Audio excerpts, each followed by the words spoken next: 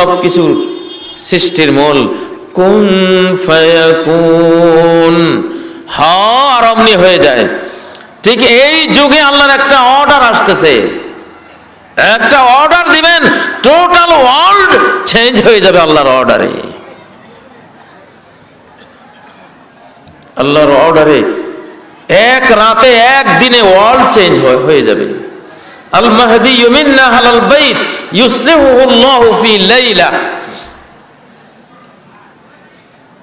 মাহদি আহলে বাইতে নবুয়তের একজন সদস্য, তাকে আল্লাহ তাআলা বিশ্ব নেতৃত্বের জন্য যোগ্য করে তুলবেন, ক্যাপাসিটি দিবেন, দক্ষতা দেবেন, অভিজ্ঞতা দেবেন, সকল কর্মকৌশল শিক্ষা দিবেন। কিন্তু কতটা টাইম নেবেন? আল্লাহ নবী বলছেন ফি লাইলাতিন, এক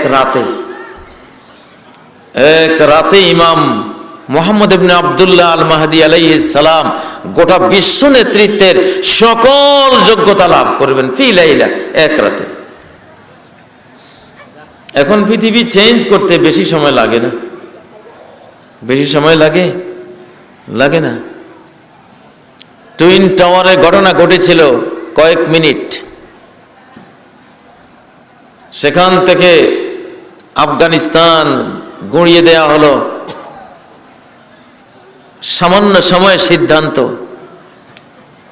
পারমাণবিক যুদ্ধ বাঁধলে 10 থেকে 11 মিনিটে বিশ্বযুদ্ধ শেষ, শত শত কোটি মানুষ শেষ। এখন তো গরুর গাড়ির যুগ না, সুপারসনিক যুগ, সুপারসনিক গতির যুগ। ইমাম মাহদি শুনেছি ওনার পরিবার নাকি অ্যারেস্ট হচ্ছে, ওনার পরিজনকে অ্যারেস্ট করা হচ্ছে। ইমাম মাহদি হওয়ার মতো সিমটম যার মধ্যে পাওয়া যাচ্ছে বন্দী করা হচ্ছে।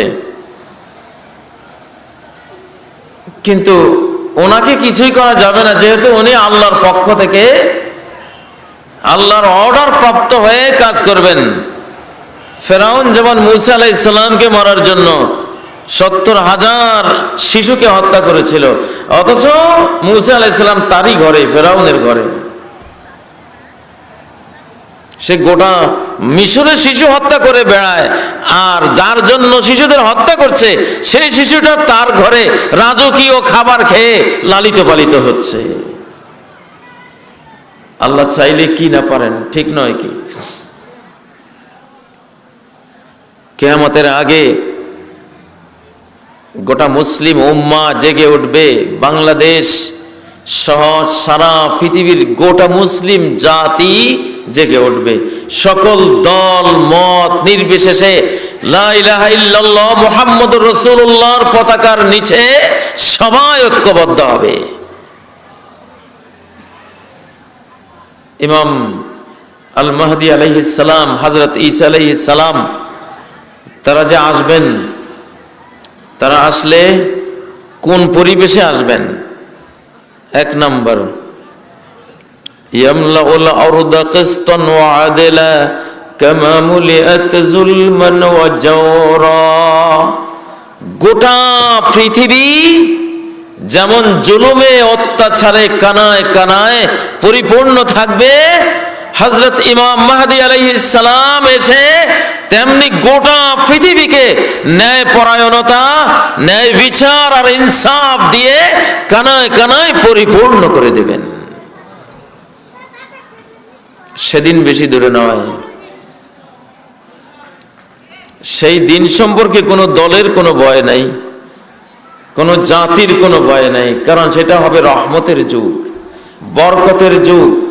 ইসলামের প্রথম যে খেলাফত ছিল আবু বকর সিদ্দিক, ওমর ওসমানের খেলাফতের রাশিদা, আদ্যপান্ত রহমত, বরকত, নিয়ামত, সুখ, শান্তি, মানবাধিকার, পারিবারিক শান্তি, সামাজিক শান্তি, বিশ্ব শান্তি, সকল শান্তির প্রশান্তির রহমতের যে যুগটি ছিল, ইমাম আল মাহদি, হযরত ইমাম মাহদি আলাইহিস সালামের মাধ্যমে সেই যুগের পুনরাবৃত্তি আবার ঘটবে ইনশাআল্লাহ। কিন্তু পার্থক্য হবে খেলাফতে রাশেদা সাহাবায়ে কেরামদের যুগে ছিল অর্ধ পৃথিবী জুড়ে, এবার হবে গোটা পৃথিবী জুড়ে। 7 মহাদেশের সকল জাতি গোষ্ঠীর মানুষ ইসলামের সত্যতা, বাস্তবতা, বিজ্ঞানময়তা, ইসলামের জীবন ঘনিষ্ঠতা, ইসলামের সত্যবাদিতা সবকিছু বুঝে সকল ইহুদি, সকল খ্রিস্টান, সকল বিজাতীয় মানুষগুলো ইসলামের নিচে, পতাকার নিচে আশ্রয় গ্রহণ করবে ইনশাআল্লাহ। এখন বর্তমানে প্রতি 24 ঘন্টায় 65,000 অমুসলিম ইসলাম কবুল করে চলেছে, আলহামদুলিল্লাহ। প্রেসিডেন্ট নিক্সনের মন্ত্রী রবার্ট গ্রিন মুসলিম, টনি ব্লেয়ারের শালিকা লরেন বুথ এখন মুসলিম, প্রেসিডেন্ট বুশের কন্যা সারা বুশ এখন মুসলিম, ব্রিটেনের প্রধান বিচারপতি মহিলা এখন মুসলিম। সারা ওয়ার্ল্ডে আমরা দেখি পপ তারকারা এখন মুসলিম হচ্ছে। এরও আগে বিশ্ব হেভিওয়েট মুষ্টিযোদ্ধা Muhammad Ali Clay, Mike Tyson, pop সঙ্গীত তারকা মাইকেল জ্যাকসন, তারা মুসলমান হয়েছিলেন। ইসলামের চতুর্দিকে এখন আলহামদুলিল্লাহ বাদ বাঙ্গা জোয়ার তৈরি হয়েছে। এটা অচিরেই বিশ্ব রঙ্গমঞ্চে চলে আসবে ইনশাআল্লাহ।